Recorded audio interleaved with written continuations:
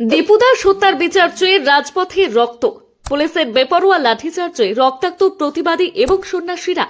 বাংলাদেশে হিন্দু নিধন এবং মঠ মন্দিরে হামলার প্রতিবাদে মঙ্গলবার কলকাতার রাজপথে আছড়ে পড়ল তীব্র ক্ষোভ। বাংলাদেশ উপদূতাবাস অভিযানের ডাককে কেন্দ্র করে পার্ক সার্কাস এবং বেকবাগান চত্বরে পুলিশের সঙ্গে আন্দোলনকারীদের নজিরবিহীন সংঘর্ষ বাধে। পুলিশের লাঠিচার্জে পরিস্থিতি অগ্নিগর্ভ হয়ে ওঠে এবং এক প্রবীণ সাধু গুরুতরভাবে আহত হয়ে জ্ঞান হারিয়ে ফেললে উত্তেজনা চরমে পৌঁছায়।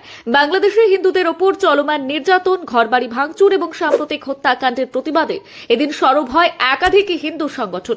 মিছিলটি পার্ক সার্কাস 7 পয়েন্ট ক্রসিং থেকে বাংলাদেশের উপদূতাবাসের দিকে এগোতে চাইলে পুলিশ ব্যারিকেড দিয়ে পথ আটকায়। আন্দোলনকারীদের দাবি ছিল প্রতিবেশী রাষ্ট্রে হিন্দুদের নিরাপত্তা সুনিশ্চিত করতে আন্তর্জাতিক স্তরে চাপ সৃষ্টি করতে হবে। বিক্ষোভকারীরা ব্যারিকেড ভেঙে এগোনোর চেষ্টা করলে পুলিশের সঙ্গে শুরু হয় ধস্তাধস্তি। আন্দোলনকারীদের ছত্রভঙ্গ করতে পুলিশ লাঠিচার্জ শুরু করে বলে অভিযোগ। রণক্ষেত্রের চেহারা নেয় বেকবাগান মোড়। পুলিশের লাঠির আঘাতে বেশ কয়েকজন আন্দোলনকারী আহত হন।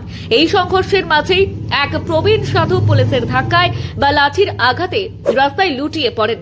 প্রত্যক্ষদর্শীদের দাবি, মাথায় আঘাত লেগে তিনি দীর্ঘক্ষণ সংজ্ঞাহীন অবস্থায় রাস্তায় পড়েছিলেন। পরে সহকর্মীরা তাকে উদ্ধার করে হাসপাতালে নিয়ে যান।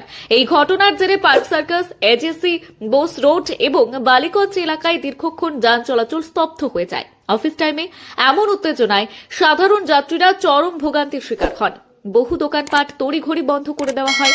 আন্দোলনকারীদের অভিযোগ, শান্তিপূর্ণ মিছিলে পুলিশ বিনা প্ররোচনায় আক্রমণ চালিয়েছে। ঘটনাস্থলে বিশাল পুলিশ বাহিনী এবং র্যাফ মোতায়েন করা হয়েছে। বেশ কয়েকজন বিক্ষোভকারীকে আটক করা হয়েছে।